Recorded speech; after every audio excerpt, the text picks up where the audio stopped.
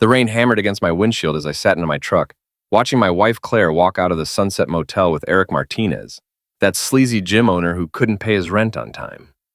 She was laughing at something he said, her hand on his chest like she owned him, like she owned everything. My name is Jake Sullivan, and I'm 42 years old. I fix computers for a living, and apparently fix everyone else's problems too. At least that's what I thought until tonight. Jesus Christ, I muttered, snapping photos with my phone. The flash was off, but my hands were shaking anyway. 20 years of marriage, 2 daughters, and this is what it comes to. Sitting in a parking lot like some pathetic private eye, documenting my wife's affair. But this wasn't just about the cheating. This was about the money. My money. The money I'd been bleeding for months to fund Claire's sister Melissa's ridiculous cosmetic surgery dreams and Eric's failing gym. I'd overheard them 3 days ago, Claire and Melissa on speakerphone in our kitchen. Claire thought I was in the garage, but I'd come in through the back door. The breast augmentation is $12,000, Melissa had said, her voice dripping with entitlement. But Dr. Peterson says I need a tummy tuck too. That's another $8. Don't worry, Claire had laughed. Jake will never notice. He's too busy playing with his computers to check the accounts. Besides, once you get your new body, you can dump Neil and find someone with real money. I'd stood there in my own hallway, listening to my wife plot to spend 20 grand of our savings so her sister could cheat on her dentist husband. The same sister who'd never worked a day in her life and treated me like hired help at family gatherings. What about Eric? Melissa had asked. He needs that loan for the gym equipment. Already handled. Jake thinks it's for Sophie's college fund. Men are so easy to manipulate when you know which buttons to push. That's when it clicked. The mysterious withdrawals, the new lingerie I'd never seen Claire wear at home, the late nights at work conferences. My wife wasn't just cheating on me. She was funding her affair with my money and setting up her sister's escape plan at the same time. Now, watching them kiss goodbye under the flickering motel sign, I felt something cold settle in my chest. Not heartbreak, that would come later. This was calculation, pure methodical planning. Claire climbed into her BMW and drove off. Eric lit a cigarette and walked to his beat-up Camaro. I followed him. The Riverside boxing gym sat in the worst part of downtown, between a check-cashing place and a liquor store. Eric had inherited it from his uncle and run it into the ground within 2 years. Half the equipment was broken. The other half was probably stolen. But Claire saw something in him. Maybe the fantasy of dating a dangerous guy instead of a boring IT manager who actually paid his bills. I parked across the street and watched Eric unlock the gym's front door. Through the windows, I could see him moving around inside, probably counting the day's pathetic receipts. My phone buzzed. A text from Claire. Working late again. Don't wait up. I typed back, no problem, take your time. Then I called my buddy Danny Rodriguez, who owned Mickey's Tavern downtown. Danny had been my best friend since high school, back when we both thought we'd conquer the world instead of just surviving it. Jake? It's almost midnight, man. What's wrong? I need a favor, I said, and I need you to keep your mouth shut about it. Okay. What kind of favor? The kind that involves my wife, her sister, and about $30,000 of my money. Danny was quiet for a moment. Jesus, come to the bar. I'll pour you a drink and you can tell me everything. 20 minutes later, I was sitting in Mickey's Tavern, staring at a whiskey I hadn't touched while Danny listened to the whole story. The bar was nearly empty, just a couple of regulars playing pool and an old woman nursing a beer at the end of the bar. So what are you going to do? Danny asked. I'm going to destroy them, I said. All of them, Claire, Melissa, Eric, the whole crew. But I'm going to do it smart. Jake, man, you need to think about this. Claire's still your wife, your kid's mother. I finally took a sip of the whiskey. It burned, but not as much as the betrayal. Sophie's 16 and she already thinks I'm a loser. She tells me so every day. And Ella's the only one in that house who still loves me. And I'm not about to let them turn her into another entitled princess. Danny refilled my glass. What's the plan? First, I'm moving our money, all of it, into an account Claire doesn't know about. Then I'm going to let Melissa's surgery appointment happen, right up until the moment the payment gets declined. That's cold, brother. That's just the beginning. The next morning, I woke up at 5 a.m. and drove to First National Bank. I'd done my homework. Claire had never bothered to read the fine print on our accounts. I was the primary holder on everything, which meant I could move funds without her signature. Good morning, Mr. Sullivan, said Janet, the branch manager. We'd known each other for years. You're here early. Need to make some changes to our accounts, I said, sliding the paperwork across her desk. Moving some money around for investment purposes. It took an hour, but when I walked out of that bank, Claire had access to exactly $500. Everything else, our savings, my business account, even the emergency fund, was now in my name, only at a different bank across town. I went home and made breakfast like nothing had happened. Claire stumbled downstairs at 7:30, already dressed for work in an outfit that probably cost more than most people's car payments. Morning, she said, not looking up from her phone. Morning, coffee's fresh. Sophie came down next, 17 years old and already perfecting her mother's attitude. Dad, I need money for the school trip to Chicago. How much? $300. I handed her the cash from my wallet. Have fun. Claire looked up from her phone. That's it? No lecture about being responsible with money? I shrugged. She's a good kid. She deserves it. What I didn't tell Claire was that I'd already called Sophie's school. There was no trip to Chicago. My daughter was lying to my face, probably planning to spend the money on clothes or whatever 17-year-olds waste money on these days. But I wanted to see how far the apple had fallen from the tree. After they left, I called in sick to work and drove to Eric's gym. It was 10 a.m. and the place was dead. Eric was in his office, which was really just a corner of the main room separated by some cheap drywall. Jake, he said, standing up when he saw me. What brings you here, man? Eric was one of those guys who tried too hard to be everyone's friend. Tall, tanned, with arms covered in tattoos that were supposed to make him look dangerous, but just made him look like he'd never made a decision he didn't regret later. Heard you were expanding the business, I said. Claire mentioned you might need some financial backing. His eyes lit up. Yeah, absolutely. I've got plans for new equipment, maybe a juice bar in the corner. This place could be huge with the right investment. I looked around at the peeling paint and broken mirrors. How much are we talking? Well, I was hoping for maybe $15,000 to start. I know it's a lot, but 15? I laughed. Eric, buddy, you're thinking too small. What if I told you I could get you $25,000? I'd never seen a grown man's face light up like a kid's on Christmas morning. Are you serious? Dead serious. But I need to see a business plan. Real numbers, not just dreams. Can you have that ready by Friday? Absolutely. Jake, man, this is incredible. I can't thank you enough. I shook his hand. Don't thank me yet. Let's see those numbers first. What Eric didn't know is that I had no intention of giving him a dime. But I wanted him invested in the fantasy, making plans, maybe even telling Claire about his big break. I wanted them both to think their future was secured before I pulled the rug out from under them. That afternoon, I drove to Dr. Peterson's cosmetic surgery clinic in the suburbs. It was one of those places that looked more like a spa than a medical facility. All glass and chrome and beautiful receptionists, who probably got their jobs the same way Melissa planned to get her new husband. I'm here about my sister-in-law's procedure, I told the receptionist. Melissa Chen, she has surgery scheduled for next Friday. Oh yes, the augmentation and tummy tuck. She's very excited. I bet she is. I just wanted to confirm the payment method. It's coming out of our joint account, right? The receptionist checked her computer. Yes, we have the account information here. The total is $22,000, including the anesthesiologist fees. Perfect. And if there's any problem with the payment, you'll call me first, right? Not her. Of course, Mr. Sullivan. You're listed as the primary contact. I smiled. Excellent. I want this to be a surprise. It was going to be a surprise, all right. Just not the kind Melissa was expecting. That evening, Claire came home in a great mood. She actually kissed me on the cheek, which should have been nice, but felt like being kissed by a snake. Good day at work? I asked. Very good. I think I'm in line for that promotion I've been wanting. I knew about the promotion. Claire worked as an executive assistant for Margaret Hardwick, who ran a consulting firm downtown. What Claire didn't know was that I'd done some research on her boss. Margaret was 45, divorced, and had a reputation for getting too close to her female employees. I was starting to wonder if Eric was really Claire's only extracurricular activity. That's great, honey. You deserve it. Claire looked surprised. Usually I asked more questions, showed more interest, but I was done pretending to care about her success when she was planning my financial ruin. Melissa called today, Claire said, testing the waters. She's really nervous about the surgery. She should be. It's a big decision. The money isn't a problem, is it? I know it's expensive, but she's family. I looked Claire right in the eyes. Family always comes first. You know that. She smiled.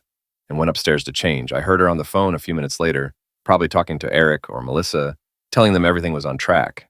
I poured myself a beer and sat in my garage workshop, surrounded by half-finished projects and broken things I'd promised to fix. That's what I did. I fixed things. Other people's computers, other people's problems, other people's lives. But some things couldn't be fixed. Some things needed to be destroyed, so something better could take their place. My phone buzzed with a text from Danny. "You sure about this plan, brother? Once you start, there's no going back." I typed back, "I've been thinking about this for 20 years. It's time." Friday morning arrived like Judgment Day. I woke up early and drove to my new bank, then called Dr. Peterson's office from the parking lot. "This is Jake Sullivan. I need to put a hold on my sister-in-law's procedure today. Is there a problem, Mr. Sullivan? Just a temporary issue with the payment. Can you delay it until Monday?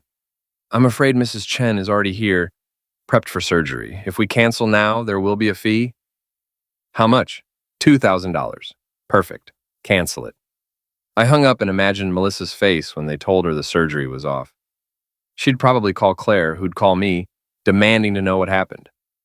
I was ready for that conversation. My phone rang 10 minutes later. Claire. "Jake, what the hell is going on? Melissa is at the clinic, and they're saying there's a problem with the payment." "What kind of problem?" "They're saying you canceled it." I let the silence stretch out. "I did." "What? Why would you do that?" "Because I moved our money, Claire. All of it. Into an account you can't access." The silence on her end was beautiful. "You can't do that. That's our money." "Actually, it's my money. Check the account agreements. My name, my social security number, my signatures. You've just been along for the ride." "Jake, this isn't funny. Melissa is humiliated. The whole clinic is staring at her." "Good. Maybe she'll learn something about living within her means." Claire's voice turned cold. "Fix this. Right now." "No." "What do you mean, no?" "I mean no, Claire. N-O. I'm not fixing this. I'm not paying for your sister's vanity project so she can cheat on her husband.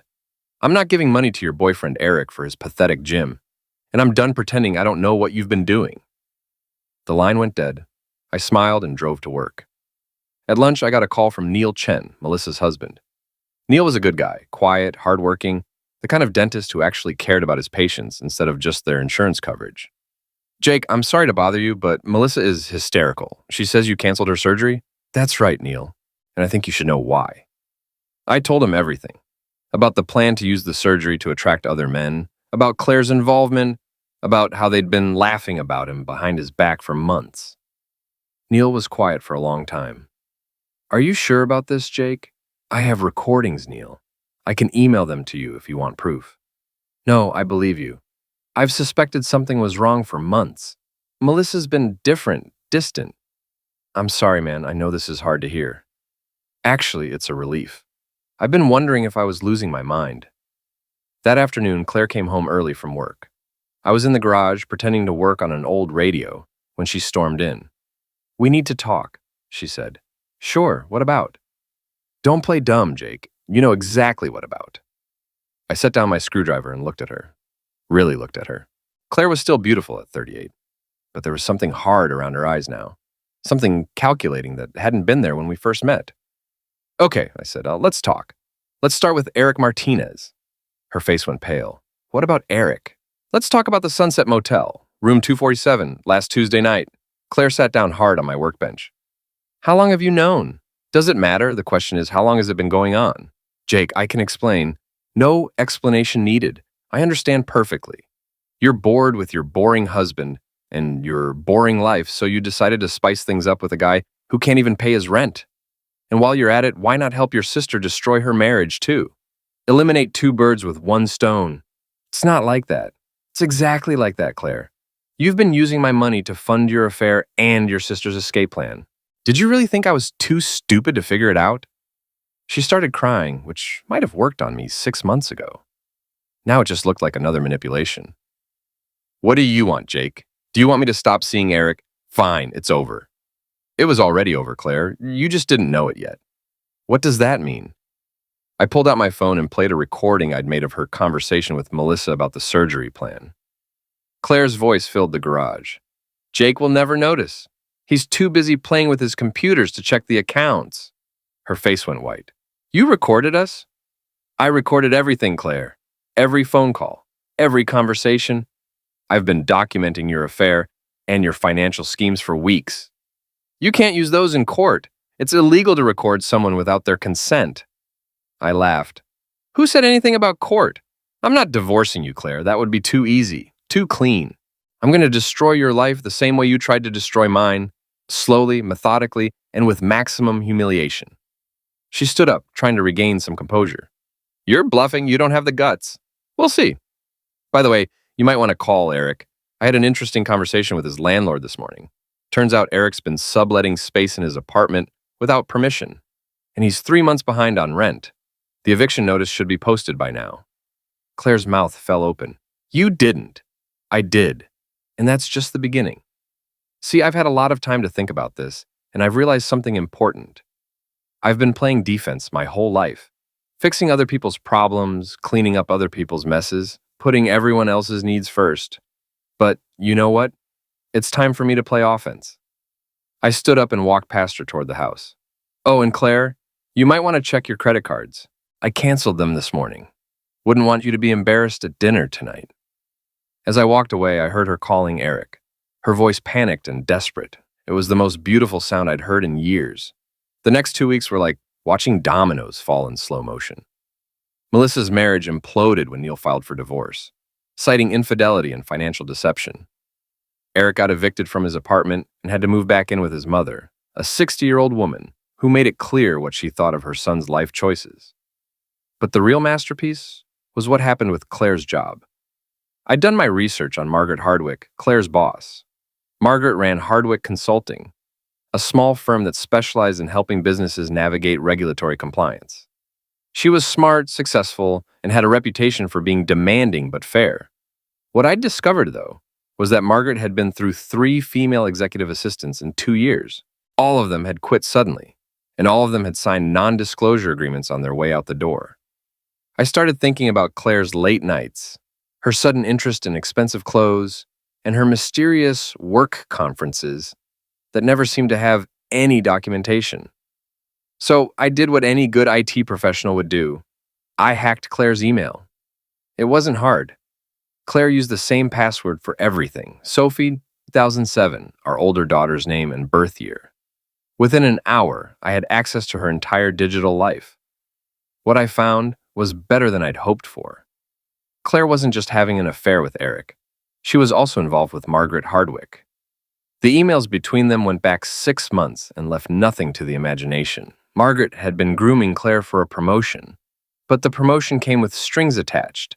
Specifically, Claire had to break things off with Eric and commit to an exclusive relationship with her boss. But here's where it got interesting. Margaret had been embezzling money from her clients for years, and she needed someone she could trust to help her cover it up. Claire's job wasn't just to be Margaret's assistant. It was to be her accomplice. The emails laid out the whole scheme. Margaret would inflate invoices to clients, and Claire would create fake documentation to justify the charges. They'd been stealing thousands of dollars from small businesses that trusted Margaret to keep them compliant with federal regulations. I printed everything and made copies. Then I did something that would have made my old self proud. I fixed the problem. I sent anonymous packages to the FBI's white-collar crime division, the state attorney general's office, and a reporter I knew at the local newspaper.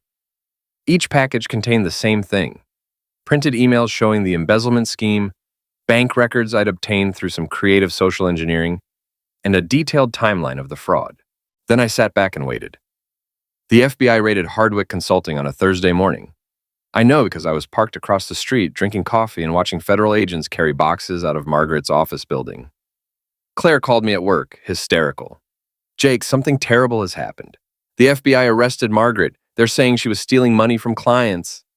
That's awful, honey. Are you okay? They want to interview me. They think I might have been involved. Were you?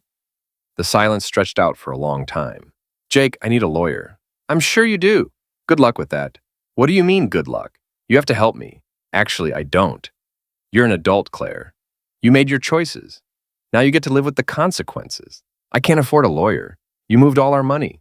Then I guess you better call Eric. Or maybe Melissa. I'm sure they'll be happy to help.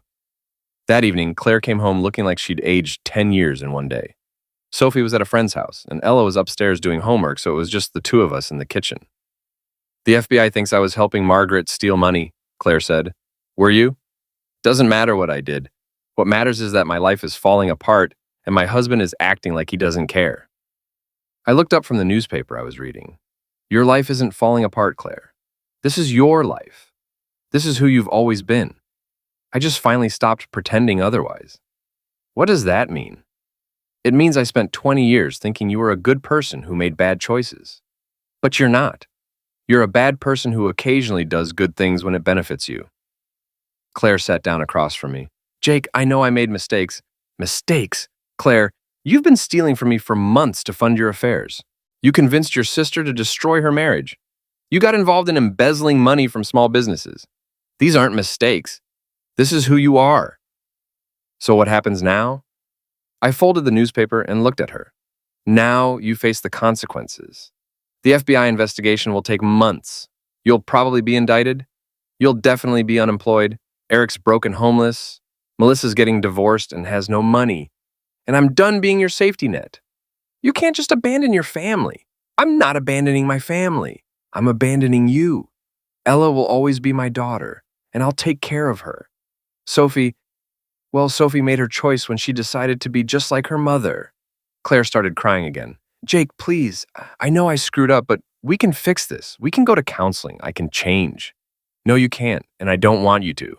I want you to be exactly who you are, Claire, because that makes what I'm about to do so much easier. What are you about to do? I smiled. You'll find out tomorrow night. Danny's having a party at the bar. You should come. Bring Eric if you want. It'll be fun.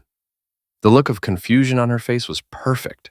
She had no idea what was coming, but she knew it wasn't going to be good for her. I went upstairs and kissed Ella goodnight, then sat in my home office and made final preparations for tomorrow's big event. Everything had to be perfect. After 20 years of putting my family first, it was time to put myself first. And I was going to do it in front of everyone who mattered. Saturday night, Mickey's Tavern was packed. Danny had promoted it as a community appreciation night, with free appetizers and drink specials. What the crowd didn't know was that I'd paid for everything, the food, the drinks, even a local band to provide entertainment. I wanted a big audience for what was about to happen. Claire showed up around 8, dressed like she was going to a job interview instead of a neighborhood bar. She'd brought Melissa, who looked like she'd been crying for a week straight. Eric was there too, lurking in a corner booth and nursing a beer he probably couldn't afford. I worked the room like a politician, shaking hands and making small talk with neighbors, coworkers, and friends. Everyone knew something was up. Jake Sullivan didn't usually play host at social events, but they were enjoying the free drinks too much to ask questions. At 9 o'clock, I asked the band to take a break. Danny handed me the microphone. Thanks everyone for coming out tonight, I said. I know this is unusual, me being the center of attention, but I've got some things I need to share with all of you. The crowd settled down, sensing drama. Claire looked nervous. Eric started moving toward the door. 20 years ago, I married a woman I thought was the love of my life, I began. I worked hard, saved money, and put my family's needs ahead of my own. I thought that's what good husbands and fathers do. Some people in the crowd nodded. They knew me as the reliable guy, the one who fixed their computers and helped them move furniture. But recently, I discovered that while I was putting my family first, some members of my family were putting themselves first, way first. I pulled out my phone and connected it to the bar's sound system. I'd like to share some recordings with you. Don't worry, everything you're about to hear was recorded in my own home, so it's perfectly legal. Claire's face went white. She started moving toward the door, but the crowd was too thick. The first recording was Claire and Melissa planning the cosmetic surgery scheme. The crowd listened in shocked silence as my wife's voice filled the bar. Jake will never notice. He's too busy playing with his computers to check the accounts. When that recording ended, I played another one. Claire on the phone with Eric, talking about their relationship and laughing about how pathetic her husband was. By the time the second recording finished, you could have heard a pin drop. Everyone was staring at Claire, who looked like she wanted to disappear into the floor. But wait, I said, there's more. The third recording was Claire and Margaret Hardwick discussing their embezzlement scheme. This one was shorter, but it clearly showed Claire's involvement in stealing money from small businesses. When it ended, I unplugged my phone and looked directly at Claire. "So here's what's going to happen," I said. "Claire, you're going to walk out of here tonight and find somewhere else to live. I've already filed for divorce, and my lawyer has copies of everything you just heard. You can fight it if you want, but you'll lose, and it'll cost you money you don't have." The crowd was completely silent now. Even the bartender had stopped pouring drinks. "Eric," I continued, turning to face him, "you're going to leave town, tonight. I don't care where you go, but if I see you in this city again, I'll make sure everyone knows exactly what kind of man you are. And trust me, that won't be good for your health." Eric didn't say a word. He just put his beer down and walked out. "And Melissa," I said, looking at Claire's sister, "you're going to learn to support yourself for the first time in your adult life. No more husband to pay your bills, no more sister to enable your fantasies. Good luck with that." I handed the microphone back to Danny and walked to the bar. The crowd was still silent, processing what they'd just witnessed. Claire finally found her voice. "Jake, you can't do this to me. I have nowhere to go." I turned around and looked at her one last time. "You should have thought about that before you decided to betray me. You made your choices, Claire. Now live with them. What about Sophie and Ella? They need their mother. Sophie can choose who she wants to live with. She's old enough to make that decision. But Ella stays with me. She's the only one in this family who still knows the difference between right and wrong." Claire started crying, but this time it was different. This wasn't manipulation. It was genuine despair. She was finally realizing that her actions had consequences, and those consequences were going to destroy the comfortable life she'd built on lies and betrayal. "Please," she whispered, "don't do this." I picked up my beer and took a long drink. "It's already done, Claire. I stopped putting you first. Now I'm putting myself first. And you know what? It feels amazing." The crowd started talking again, processing what they'd witnessed. Some people looked shocked, others looked impressed. A few women were nodding approvingly. Apparently, I wasn't the only one who had been taken advantage of by a selfish spouse. Danny leaned over the bar. "Jesus, Jake, you really did it." "Yeah, I did, and I'm just getting started." Over the next hour, people came up to me to offer support, ask questions, or just shake my hand. Apparently, my story resonated with a lot of folks who'd been dealing with their own ungrateful family members. Claire left around 10:30, followed by Melissa. I didn't watch them go. I was too busy enjoying the first real conversation I'd had with my neighbors in years. At midnight, as the crowd was thinning out, my daughter Ella appeared at my elbow. She was supposed to be at a sleepover, but apparently word travels fast in a small city. "Dad, is it true?" About Mom and Eric. I looked down at my 10-year-old daughter, who was wise beyond her years. "Yeah, kiddo, it's true. Are you okay?" I picked her up and hugged her tight. "I'm better than okay, Ella. For the first time in 20 years, I'm exactly where I want to be." She hugged me back. "Good. I was tired of watching Mom treat you like garbage." Out of the mouths of babes. As we walked home together, Ella's hand in mine, I felt something I hadn't experienced in decades. Complete satisfaction. I'd stopped being a sufferer and started being the author of my own story. I'd put myself first, and the world hadn't ended. In fact, it had gotten significantly better. Claire's car was gone from the driveway. Sophie was probably at her friend's house, trying to figure out which parent offered her the better deal. But Ella was with me, and that was all that mattered. I'd spent 20 years fixing other people's problems. Tonight, I'd finally fixed my own.